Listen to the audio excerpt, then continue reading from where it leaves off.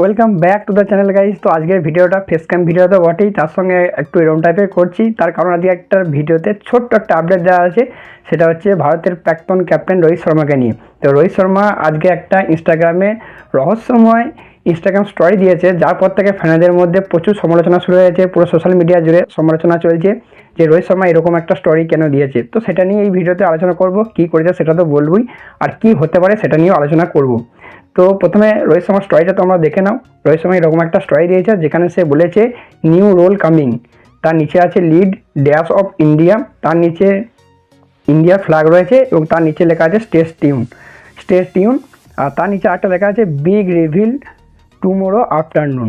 তো তোমরা যদি এটা দেখো অবশ্যই মনে হবে, মানে শুনে মনে হতে পারে যে রোহিত শর্মা কি আবার ক্যাপ্টেন হিসেবে ভারতীয় দলে ফিরছে।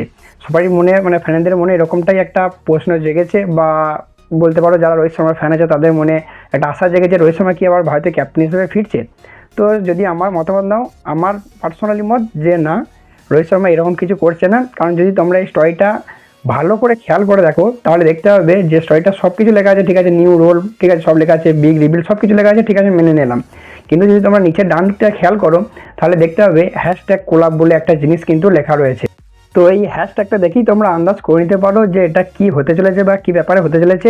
এবং আমি 99% শিওর রোহিত শর্মা কোনো একটা প্রমোশন বা কোনো একটা ব্র্যান্ডের সঙ্গে হয়তো যুক্ত হতে চলেছে, এবং যেটা হয়তো খুবই বড় ব্র্যান্ড বা কিছু সেরকম কিছু একটা হবে, যার জন্য এরকম লিখেছে বিগ রিভিল সুন টুমোরো, এরকম করে লিখেছে টুমোরো আফটারনুন, এরকম লিখেছে। কারণ যখন কোনো ব্র্যান্ড তোমাকে পয়সা দেবে সে অবশ্যই সেখান থেকে তার ফায়দা লোটার চেষ্টা করবে, চাইবে প্রচুর রিচ যাক।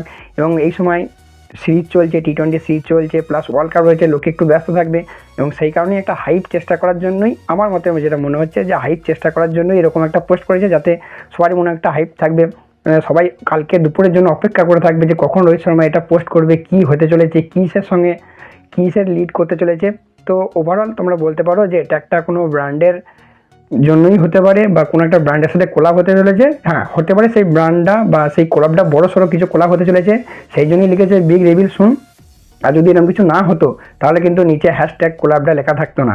ওই যে নিচে ছোট্ট করে হ্যাশট্যাগ কোলাবটা লেখা আছে, এখান থেকেই তোমরা কিন্তু আন্দাজ করে নিতে পারো।